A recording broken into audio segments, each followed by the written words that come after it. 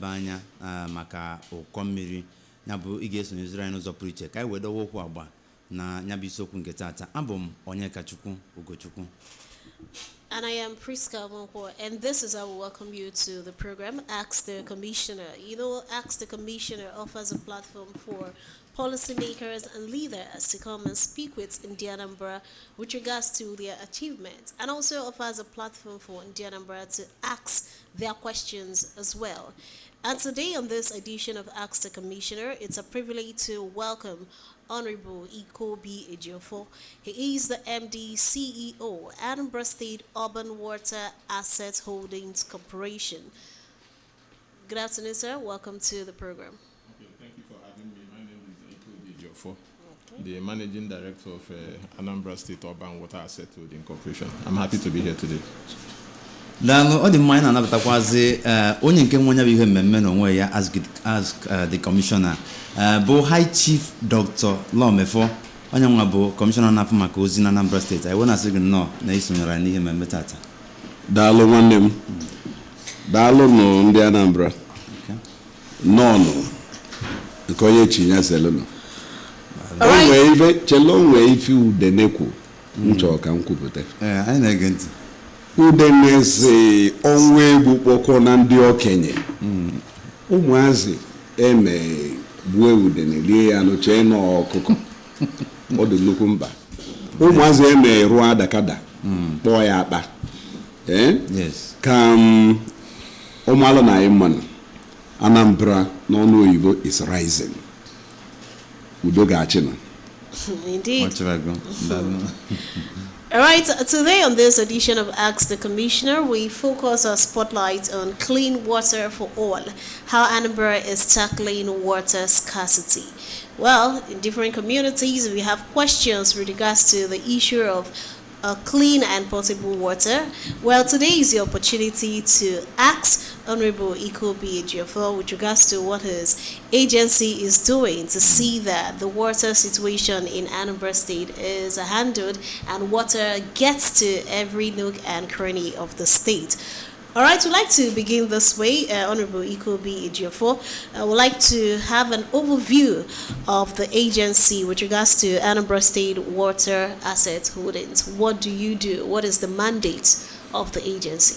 Okay, Anambra State Urban Water Asset Holdings Corporation was established as a product of the law, Anambra State Water and Sanitation Law 2015. The agency or the corporation's responsibility is to manage, to provide, to supply, to operate, to maintain water assets across the state, especially the urban areas. You may recall that in the past, 22 decades ago, so many years ago, we have the Anambra State Water Corporation. It started as far back as 1976, after the creation of Anambra State. And under the Edict 3 in 1978, the old Anambra State Water Corporation was inaugurated. And workers of the old East Central states came together to form the old Anambra State Water Corporation, and they started work. Along the way, Anambra State was also created further in 1991, and they all returned back to our dear state, the new Anambra State. They came back with about 57 rural water schemes and 4 urban water schemes at Newi, Oka, Onitsha, and Ihiala. Over the period, water, just like at the mandate states, to provide water to the urban cities and the communities. And they were doing that job. The management is structured in such a way that there is a managing director, board with a chairman and members. From time to time, the state gives them a subvention on monthly basis for recurrent expenditures and capital projects. Fast forward it down to 1994, Anambra State Water Corporation was ranked almost the best in the country because they were able to sustainably manage the assets and pay salaries and pensions of their workers until 1999, during the Mbadinuju era, when issues came up about salary increment. There was a statewide and nationwide salary increment. So the corporation couldn't sustain that payment as it will. And somehow the government at that time couldn't continue to give them subvention. And you remember that was in the days of strike, the teachers' strike and all what have you. And before you know it, when the students got back to school, and of course health workers got back to hospitals, dusted their tables and started work again. By the time the workers of the different water corporation came back, most of the facilities have started depreciating. There was no maintenance structure at that time, no funding, and they continued. Before you know it, their revenue generation depreciated aggressively. Based on that, they couldn't sustain themselves. And successive governments of the states, would I say that they didn't have enough political will to drive the water corporation, that the whole assets that we inherited from the old Anambra State started going down. And remember in the past, even Greater Onitsha Water Scheme was giving the Onitsha Metropolis water supply, and people were paying for water at that time. And the revenue generated those days helped in sustaining the corporation. So by the time the government the past governments couldn't sustain this tempo, the water corporation started having issues, to the extent that the workers of the different water corporation went to court against the Anambra State government. And before you know it, the issue was almost like irreconcilable. So for almost 2 decades, there was nothing like water corporation until the solution governor came in. And if you remember in his manifesto, he made 3 points with respect to water supply. First is that he's going to produce the Anambra State Water Supply Master Plan, which the hydrogeological mapping will precursor. And the second point is to ensure that the major urban cities, Onitsha, Awka, Nnewi, have access to public water, and water should be affordable to the people of Anambra. The third is the issue of water and sanitation, to reduce open defecation, morbidity, and mortality as a result of water diseases. So Mr. Governor had, of course, because the water corporation haven't been working for some time, the parent ministry, which is the Ministry of Power and Water Resources, we are doing the functions of the utility activities. And the present commissioner, Engineer Chukwuemeka Julius, started very well by spearheading the Anambra State Ministry to conduct what we call the access inventory of all the wash facilities in the state. And by the time they concluded that exercise, even before I came in as MD, by the time they concluded that exercise, we found out that most of our water facilities are in moribund states at various degrees. And part of the challenges or the problems we will say that causes this, one is lack of management. Two, the issue of energy sources, that's power. So we said, instead of for us to start constructing new water facilities here and there, why not go into resuscitation of the old ones, first of all, to cushion the effect before we can now proceed. So based on the recommendations of that assignment, and when I came in, we know that the water corporation cannot, that's the new Urban Water Asset Holding Corporation, cannot function without settling the dispute. So when we came in, the headquarters of Anambra State Urban Water Asset Holding Corporation, which is the headwater of the old water corporation at Amudo here in Oka. It's like a bush. It's like a bush. If you go to Nkesi Water Works, bush everywhere, all the assets, crash program, army barracks, Obizi water scheme, Otuocha water scheme, all of them. Newi, everywhere abandoned, assets dilapidated, everything condemned.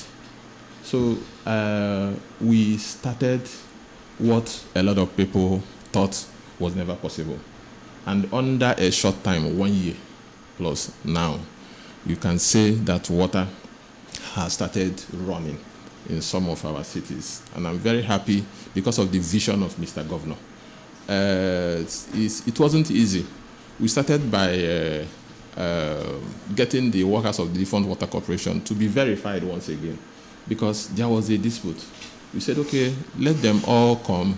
We are certain how many of them are still willing to come back or be ready, because the government is intentional about settling that dispute. And by the time we concluded that verification exercise, Mr. Governor graciously approved the recommendation. And last year, they were paid the first tranche of their salaries, pensions, and gratuity. And that dispute was settled out of court. What the previous government couldn't do for the past 20 years, couldn't do. And Mr. Governor is a big milestone for this administration, because most of the staff of the old corporation, they've died as a result of some pain, no job, and what have you. Some had their way to find other jobs and things like that. But this governor brought hope and happiness to the families, and we was able to settle that dispute, paid them. By next month, we are talking about paying the second tranche of that payment, and that opened door for us to start once again as a corporation. And one of the activities that we are doing now is to get back those assets that we are lost.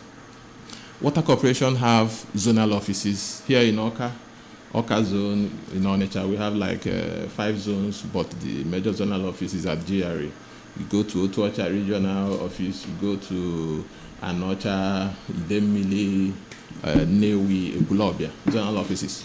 All of them are abandoned. The assets are for Atane, so many communities abandoned, Nimo, Enugoku, but we are all getting them back now.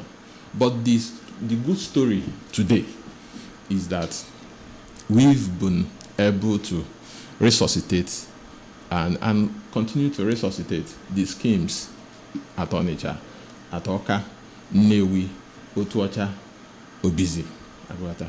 And you bear me witness that water has started running in some parts of the cities, and people are fetching water on daily basis, potable water. So I'm happy that once again the water corporation is back, and pipeline water is running in Anambra State, courtesy of Professor Charles Chukwuma-Soludo. Okay, Darren. One must know chant or terminology and they use during military training in the early in the morning. So sometimes I say mora, I say hi, something like that. And by pimpe, I saw and nature mili pompa. Even you like China, the thing na de nukuto wacha ka mili snig or something like that. So when you can do it, enjoy on this note, kedipe monetary game more, they can divine you if you motivate to get you now pursue career in terms of water management. Okay, ma sunka Igbo. Maka onye Igbo ka mbo. Abụ m onye Obeledu. Ife a na-etu m bụ ike ọha Obeledu. Ike Anocha. Oge m na-etonyite dịka nwa okolobịa na-agụ akwụkwọ. Ọtụtụ oge anyị bụ ndị anya anyị dịka n'ife gbasara nka na ụzụ sayensị. So oge afọ anyị dee objectives na biology of chemistry, I know 100/100, 99/100. So oge ọbụla na-asị na medicine ka anyị medicine, onye ọbụla jikwa ụka medicine. So but my late father, may his soul rest in peace, Ogenewan, had a close friend, Dr. Engineer Jeko Okoye, from my community. Actually, the man is my mentor professionally. And he told me that he wanted me to be like this man. because Engineer Jacob Okoye had studied in CKC, had first class in college and university in US in water engineering, and came back, started this company they call Water and Dam Services.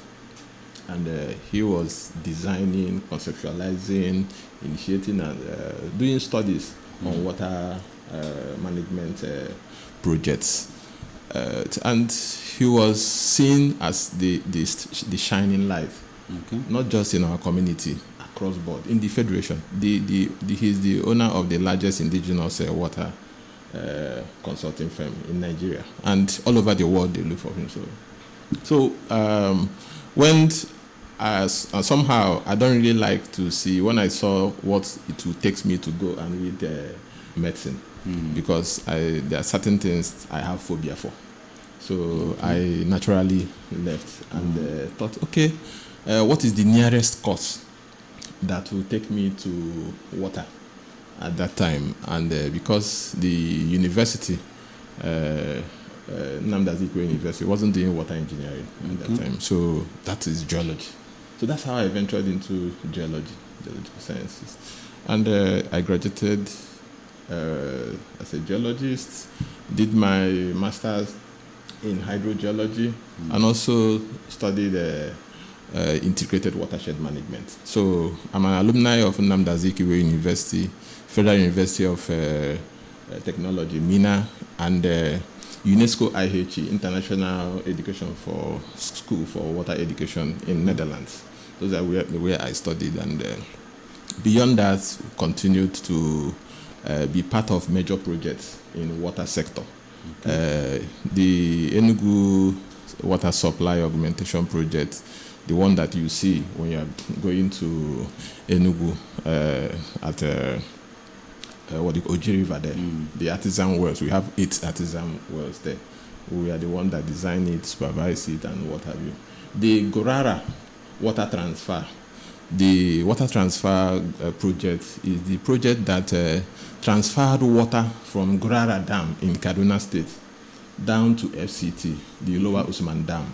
That's the project that is presently sourcing water and transferring water for the whole FCT Abuja. And our company was part of that supervision, the design, conceptualization. So water has been my life. I've been part of more than 600 water projects successfully. So for the past 22 years. So I'm happy. That's my career. So I'm a consultant hydrogeologist. That's my career, apart from politics that I ventured into. At some point, I was elected chairman of local government and successfully went to second term.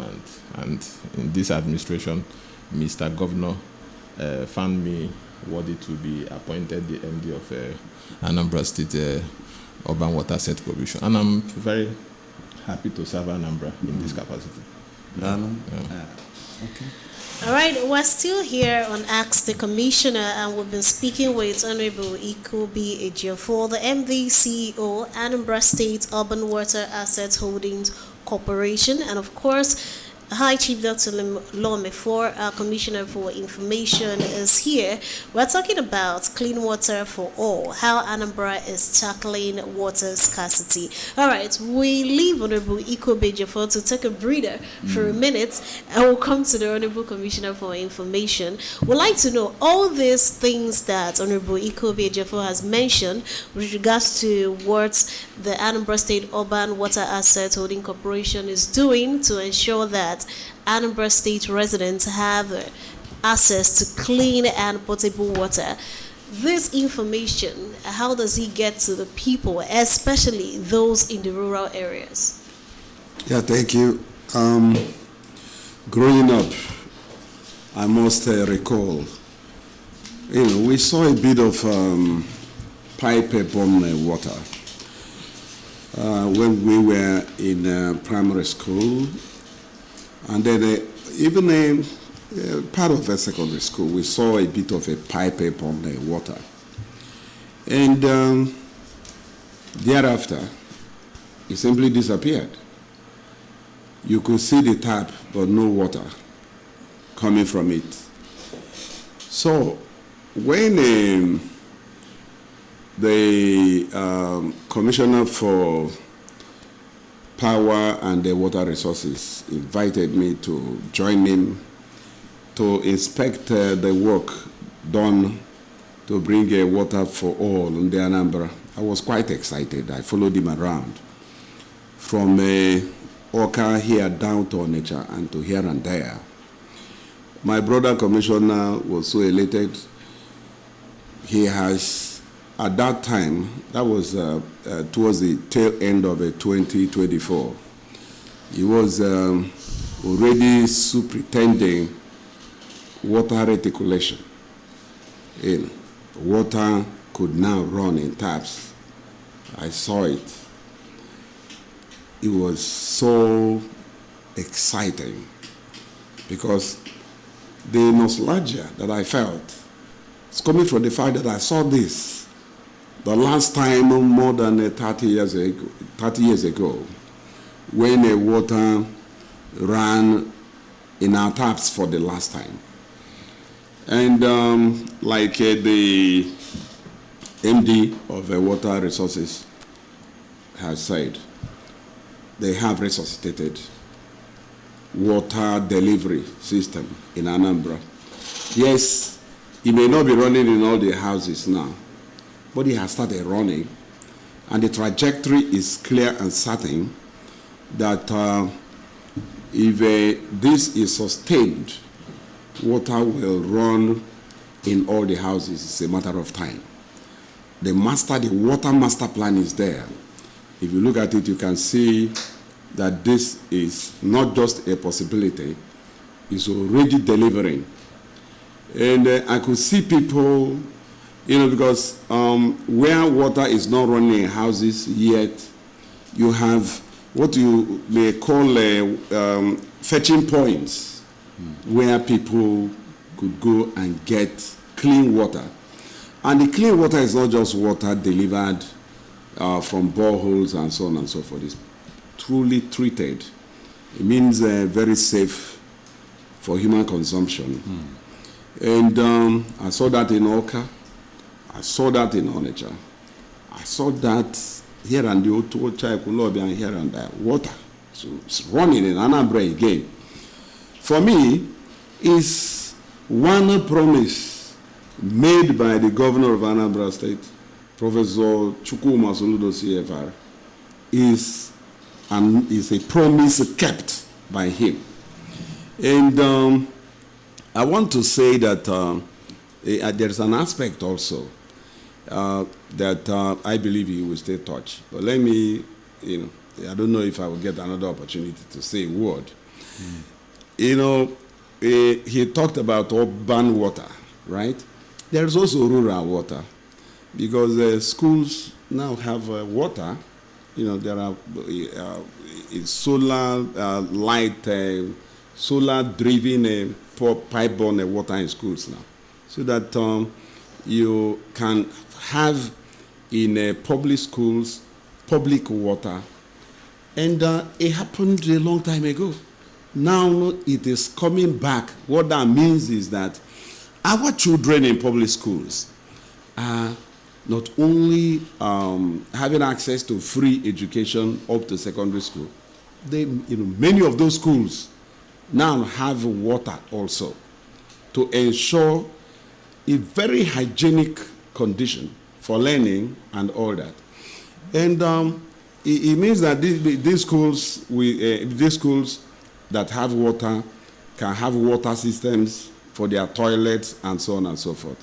And those who do not have, it's a matter of time, they too will get access to all this, because it's an ongoing project. And many of those schools have been delivered already, and they have access to water, apart from what you find in the urban centers. The point I'm trying to make is that it's not just about urban centers alone. No, it's going beyond the urban centers. And I think Soludo is indeed a solution to all problems, including water. let me yield the space to the man on the hot seat. Thank you. Daalụ Commissioner. Achọrọ m ka m na-echite azụ ọzọ dịka ị na-agba mbọ iji wefu na ndị Anambra nwere mmiri ọgba. Okay. As in MD, okay. Dịka ị na-agba mbọ iji wefu na ndị Anambra nwere mmiri ọgba na n'ọlụ bụ nke ị na-alụ. Achọrọ m ka m malụ ife dịka ife bụ challenges iche aka mgba bụ nke inwego so far n'ifu na enwere mmiri ọgbụgba na Anambra steeti.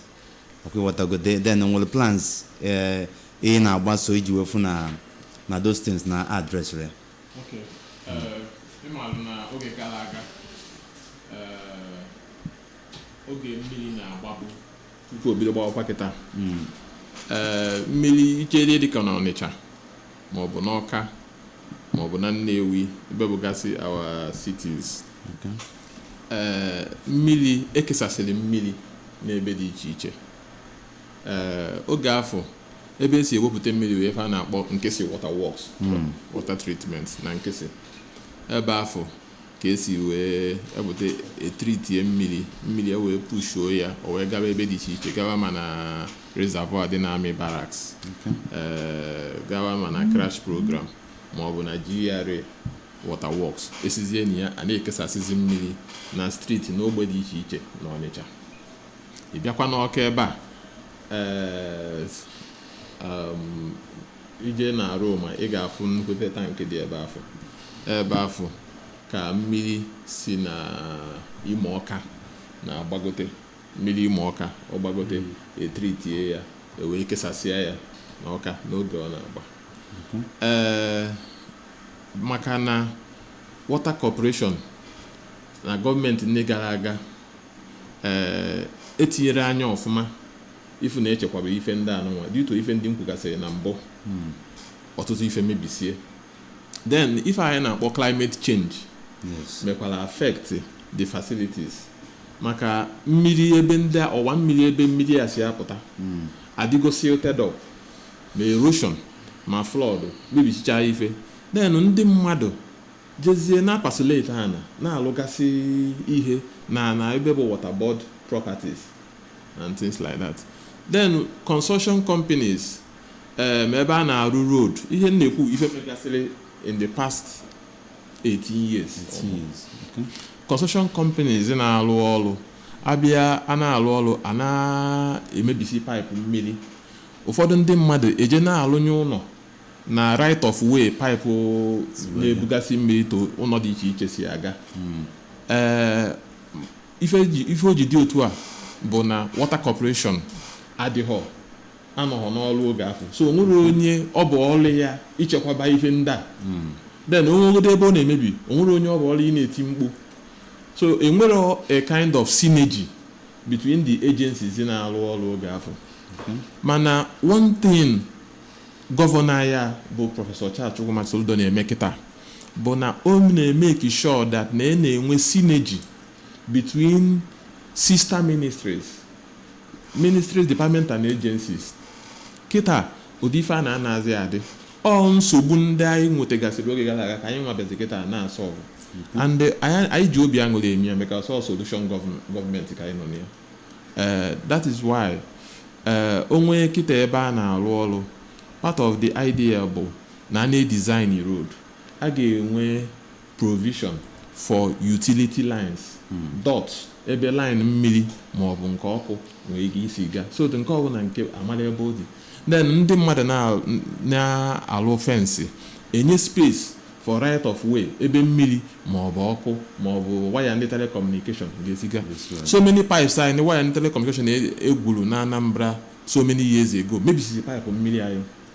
Tata ije na GRA last week ejere m nke fa mebiri so many years ago ka anyị na-edozi kịta. So ụmụ ife ndị ahụ challenges but kịta anyị nwegoro water corporation back. Anyị na-akpachapụ anya na recover anyị ebe ekwesịrị iji wee na-alụgasị water schemes iji wee na-ekesasị ndị mmadụ mmiri. Anyị na-etinye anya ịfụ na assets anyị dịka pipeline na ọ dị protected. Ọtụtụ ndị mmadụ na-ejekwa jiri akafa na-eje aconnect mmiri na because na edozibego mmiri na-agbakwa because o nwebucha compounds ndị mmadụ mmiri na-agbabachabụ before. So kịta anyị na-edozi ya mmiri bido na-abanyechakwa na compound ndị mmadụ, people na-enwe free access. Ụfọdụ jizizi aka faje na a-connect onwefa and iwu megidere ya. Ịchọ connect mmiri, ideta akwụkwọ to Office of the Managing Director, Anambra State Urban Water Asset Holding Corporation. Anyị abịa nyochaa be gị mara ebe line ebe a ga-esi connect gị, jiri aka eme gịnị connect ya gị ka eji na-emebisi n'ihe gọọmenti. So ụmụ ife ndị a bụ challenges anyị na-efesi, mana anyị ji nwayọọ nwayọọ na-achịkọnata ha. Tata ije kịta n'Ọnịcha, anyị nwere over 90 public fetching points. Commissioner for Information kwuru ya kịta. Over 90 public fetching points across so many places. These fetching points are located here na strategic places. Ebe ndị mmadụ, ọkachasị ndị ogbenye, ndị nwere ọkọ ha, people can easily have access to potable water. Onye ji okulu anaghị akwụ ụgwọ na ije okulu. Kịta for now onwere onye asị anya weta ego ka o jekulu mmiri na tapụ Soludo. No, ije ebe afọ ije gbege n'Ọnịcha ịfụcha vidio, anyị ịfụcha ebe ndị mmadụ na-eje eku mmiri. Enwere ike ịkpọsị ụfọdụ n'ime ebe ndị afọ kịta maka ndị amalụ. Ije na Waterworks Road by Adaziani Street Ọnịcha, ị ga-afụ ya. Ije na Jideofor Nzegwu Street n'Ọnịcha, ị ga-afụ ya. Ije na Ụmụozele Street n'Ọnịcha, ị ga-afụ ya. Ije na Bishop Onyeabor Street was 6 Ọnịcha, ị ga-afụ ya. Na Owelebo ba Igwu Nọbamkpa, ị ga-afụ ya. O nwere obere problem nke anụ nwe anyị na-edozi ya ụnyaa ka ebido dozi ya. Ije na New Cemetery Road by Obiokose, ị ga-afụ ya. Ije na New Cemetery Road by Inland Girls Secondary School, ị ga-afụ ya. Inland Town, ịbazie n'Inland Town Ọnịcha na ọtụtụ ụlọ ndị mmadụ na-enweta mmiri. Ị gaa na Warrior, ndị mmadụ na-enweta mmiri. Gakwa na MCC Junction, ị ga-afụ public fetching points. Ị gaa na Okpoko Junction by Custom, ị ga-afụ public fetching point. Ị gaa na Terminal Reservoir Anami Barracks, ị ga-afụ ya. Ị gaa na Savoy Junction, ị ga-afụ ya. Ị gaa na Obelagu Market, ị ga-afụ ya. Ije na Nkịsa Alori, ị ga-afụ ya. Enwonwu Street, ị ga-afụ ya. Ị gaa na Ogboye Market, ị ga-afụ ya. Ị gaa na Obi Ikporo Community, ị ga-afụ ya. Ebe dị iche iche, ị gaa na Chukwuma Street, ị ga-afụ ya. Ị gaa na Ugwu Nọbamkpa, ị ga-afụ ya. Ị gaa na ebe dịka Okosu Primary School, ị ga-afụ ya. Anyị na-etinye ha na strategic places, ihe dịka na public square, ife dịka ụlọ akwụkwọ, ife dịka street ebe ndị mmadụ nwere ike ịgbakọ n'afịa dị iche iche, a na-etinyegasị ya. Nke ndị ekwugịta bụ n'Ọnịcha, ị gaa na Njelita Street, ị ga-afụ ya. Ị gaa na Iruka Street by Four-Way Junction, ị ga-afụ ya. Ị gaa na Aduma Street, ị ga-afụ ya. Anumba Street, ị ga-afụ ya. Obidike Street by Njelita Street, ị ga-afụ ya. Ije na Oforjendo Street by Obidike, ị ga-afụ ya. Ị gaa na Amofia Agụ Street, ị ga-afụ ya.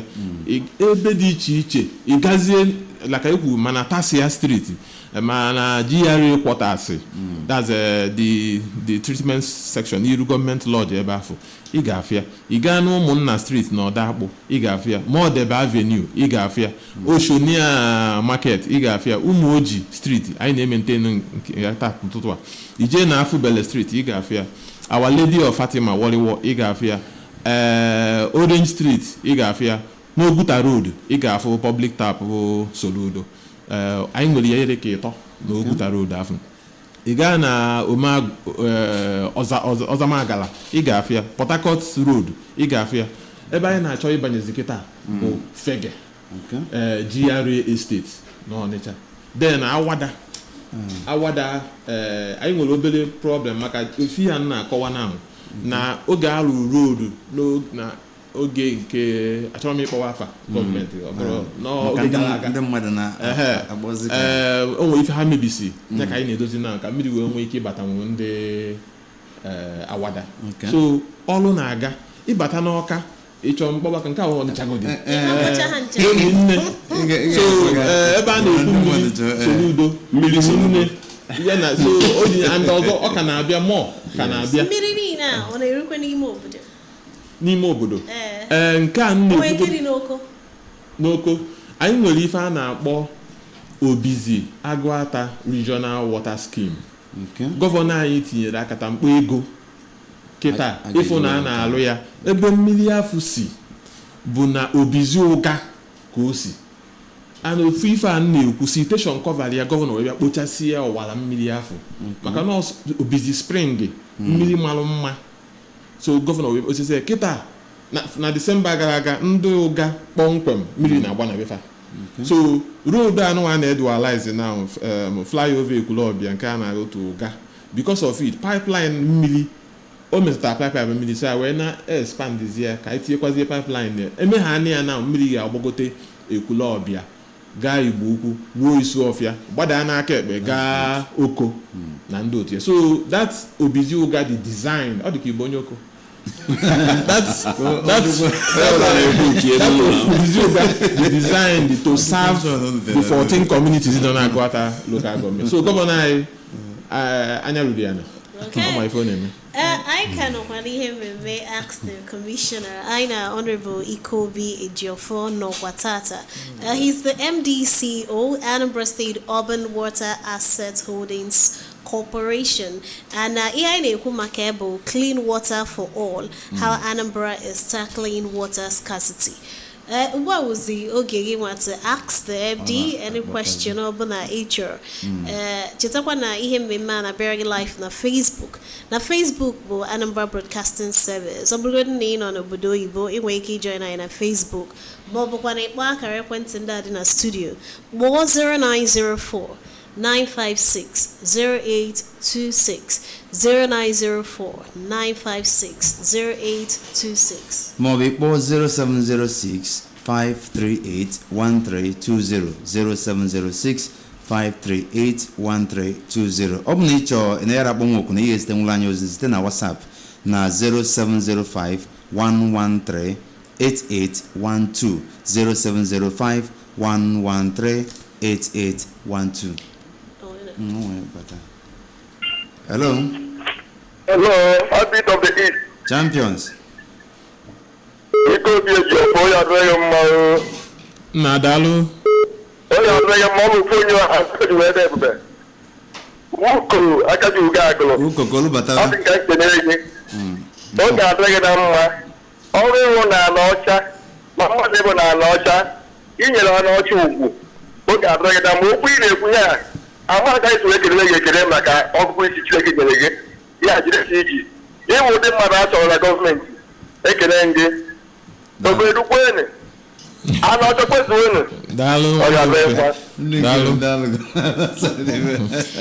na Facebook onwe ndozi ozi na Facebook Ego Divine say well done my capacity MDCO. He's saying what he knows how to do best. Indeed, a solution is here.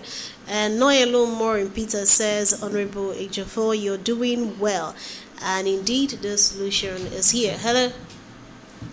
Hello. Hello. Good afternoon. Hello. Good afternoon. Onye Yes, my name is Elisa. Morgan. Can I name it? Yes, Shapali. Because I think I'm here the water corporation.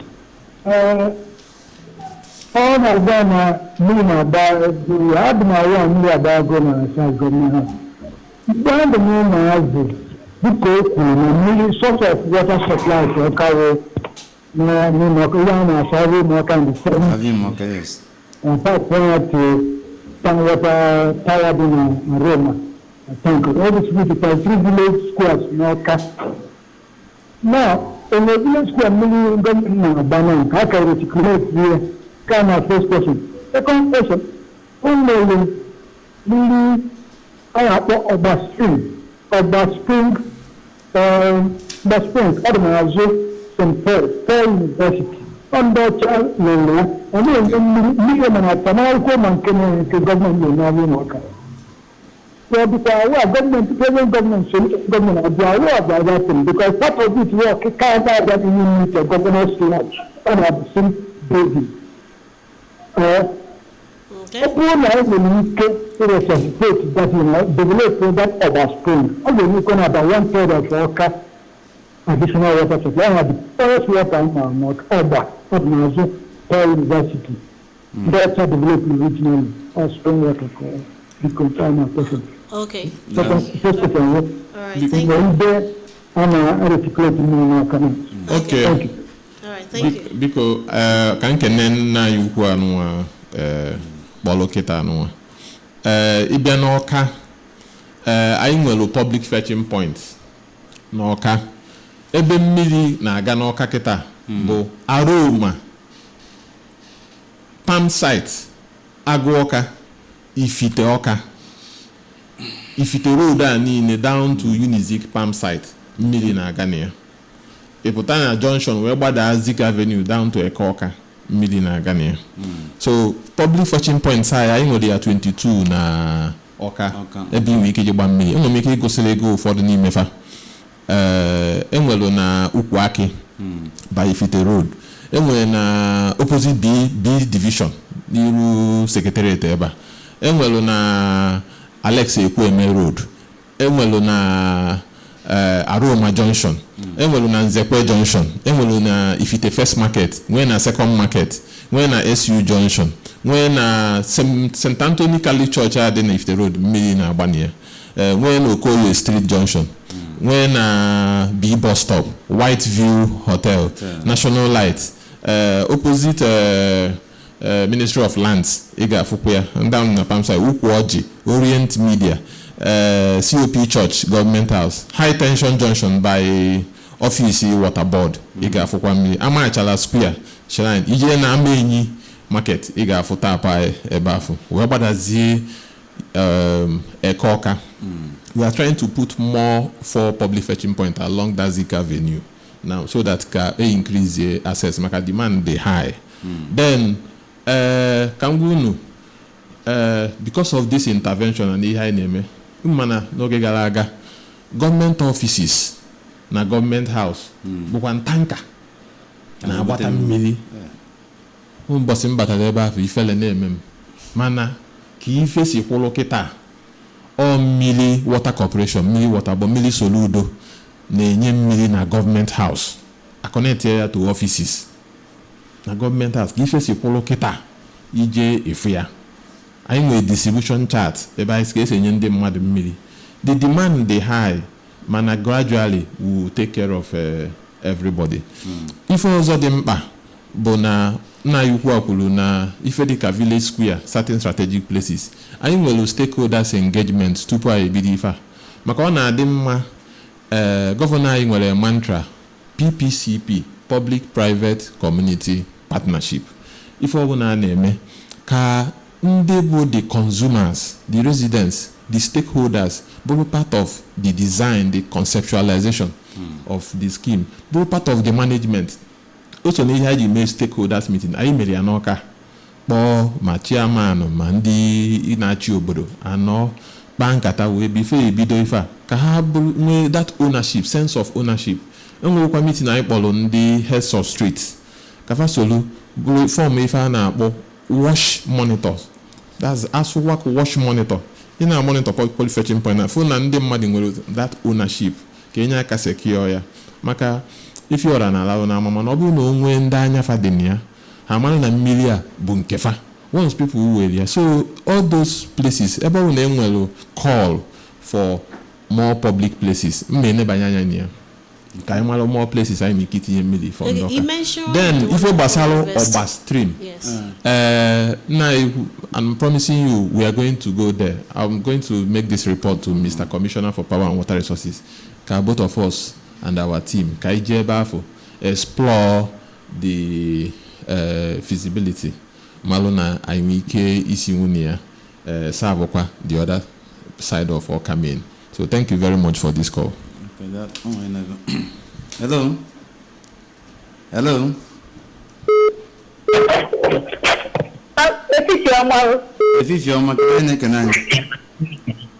Oi kama tekula ya wala abo. Ifeoma gani lo? Even na basic solution da na alo. Because asan bileni disinike. Because sile ko no side ekula ya loko. Because disike. Wala yabo. Anyị na-abịa mmiri ga-agba n'ekulu ọbịa. Anyị na-abịa ọgbagotekwa n'ụgana ahụ. Ọ na-agbagote. Ọ na-abịa. Actualize ya, expand ya. Pipeline iwogote dị mmiri etinyeze ọ gakwa ka o si gaba na mbụ. Anyị na-abịa. Gọvanọ anyị kpọrọ ya mkpa. Hello. Hello. Yeah, good afternoon. Good afternoon. Kedu afọ anyị na-ebisa aba anyị? Ezigbo ọkwa ahụ nwanne Emmanuel Okonkwo esi m ụmụ ayọm wee na-ekwu. Ịma ngaga n'iru.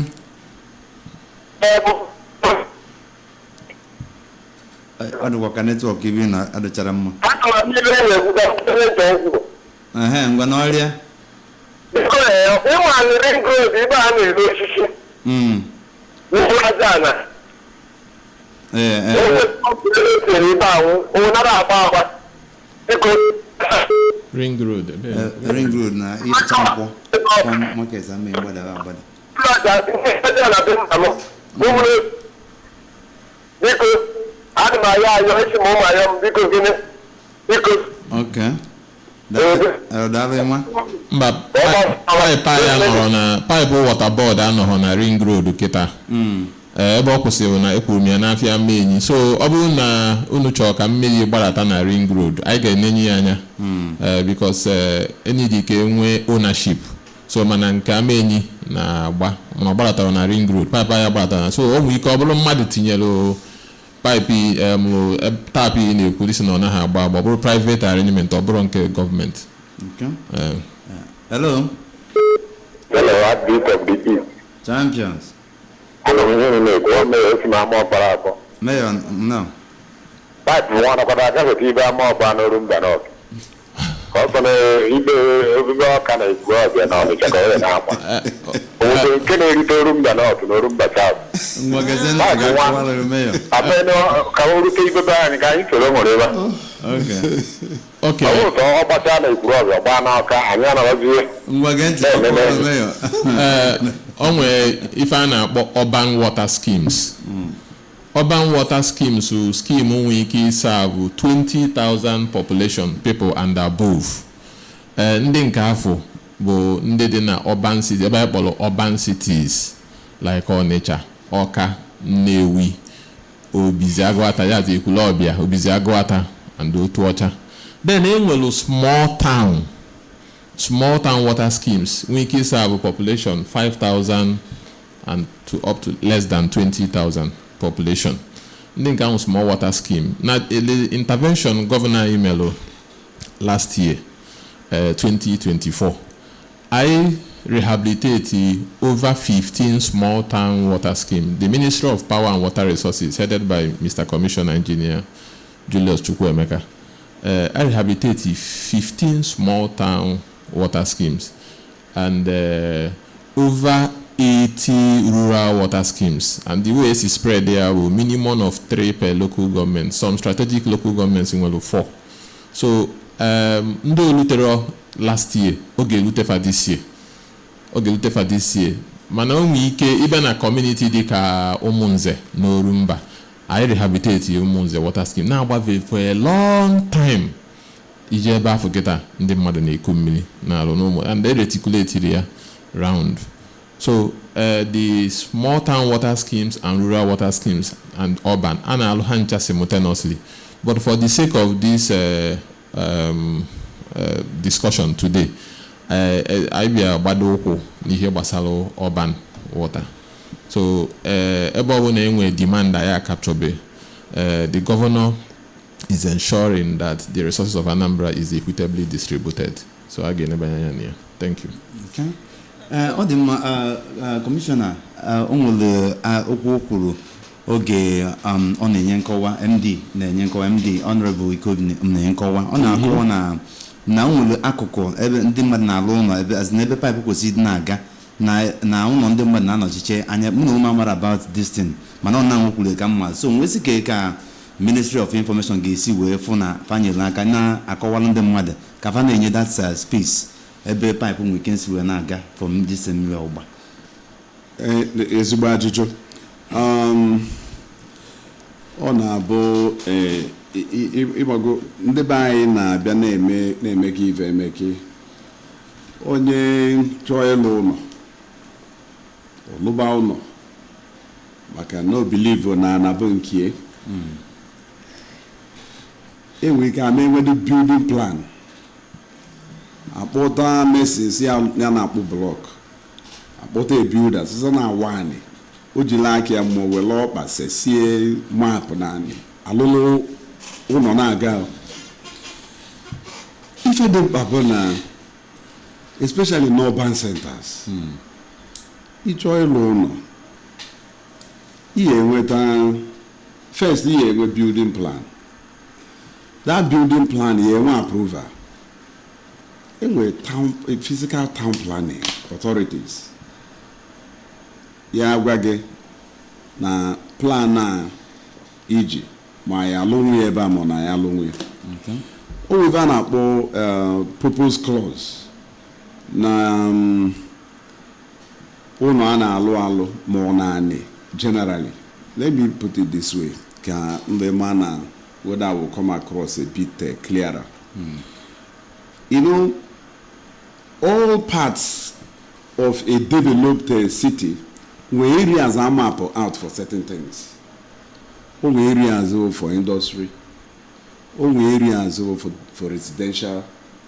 Open bulu building plan jalwaya na residential plan jalwaya na ebe industrial layout. Also we are there.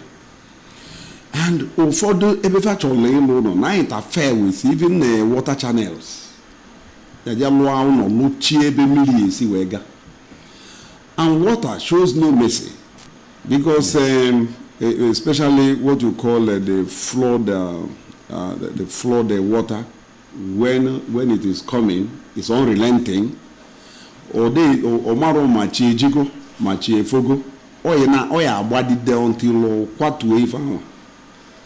And water, if you compel water to find its own level,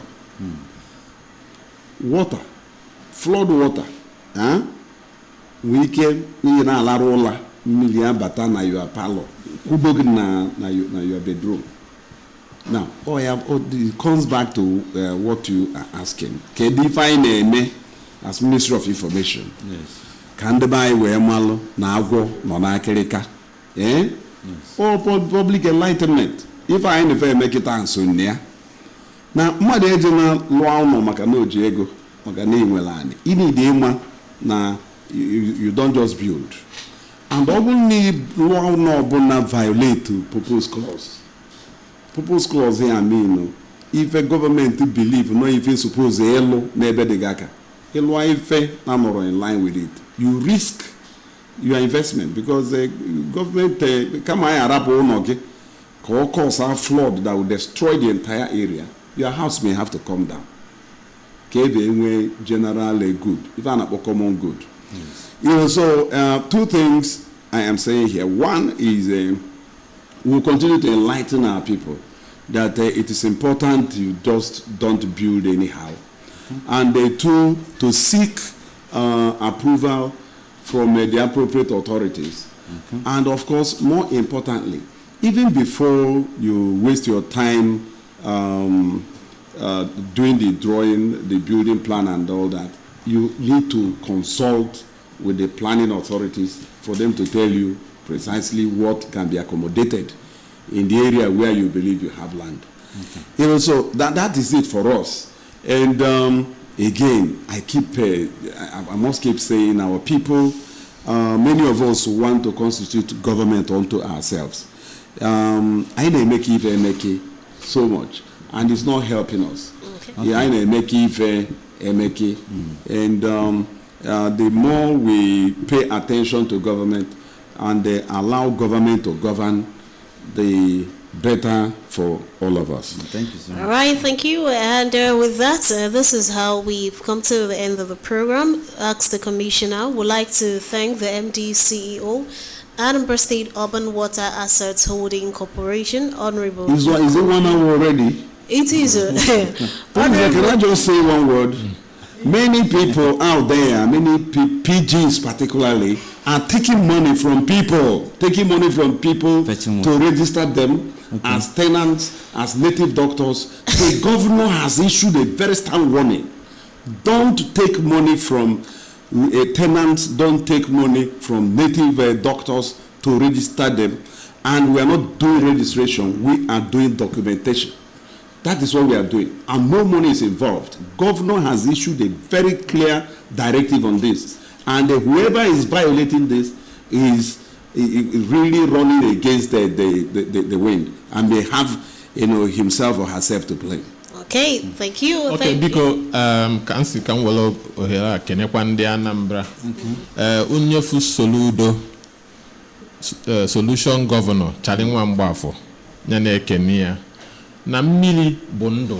Water is life. Water is life. Onye nyelu mmadụ mmiri enyekwa ya ndụ. Ife Soludo na-eme na Anambra State bụ ife ọtụtụ na ndị mmadụ na-abụ afọ otu anụnwa na-asị amana ụdị ife a ga-abịakwara ya ọzọ. Wesị ka anyị kene ya na mmiri ọ na-enye ndị Anambra. Ndị be anyị biko nyere na aka ka unu chekwaa ife niile gbasara mmiri na Anambra State. Onye jezina eje alụ ụlọ n'ebe bụ property water corporation ma ọ na-egbutu fence ma ọ na-emebi pipeline. Onwe ebe if you see something, say something. Anyị nwere ife a na-akpọ consumer care line. Onwe ka isi fụ ebe mmiri na-eliki ma ọ pipe gbapụrụ ma ọ na ebe ị na-idiri ka etinyere gị mmiri ma ọ bụ ife na kpọọ akara anụnwa 090 284 21 221 090 284 21 221. Akara bụ akara ndị ọfịs Anambra State Urban Water Asset Holding Corporation, Water Corporation. That's it. If you see something, say something. If ọ bụla ị chọrọ ma ọ bụ ife ifuru ịchọ ka anyị gbata ọsọ ozugbo ya na-eme ya. Daalụ ndị Anambra, ọ ga-adịrị unu mma n'aha Jizọs. 5111 maka security. If you see something, say something. Call 5111 and we'll process. Okay, Yes. Thank you. We'll do something. Thank you. High Thank Chief you. Dr. Lomefo and Honorable Ikubi Ejiofor. Well, just remind you that Ask the Commissioner makes a return next week Thursday at this time. I am Priska Wanko. Abmanya Kachukwu Gochukwu, kwa dizeno.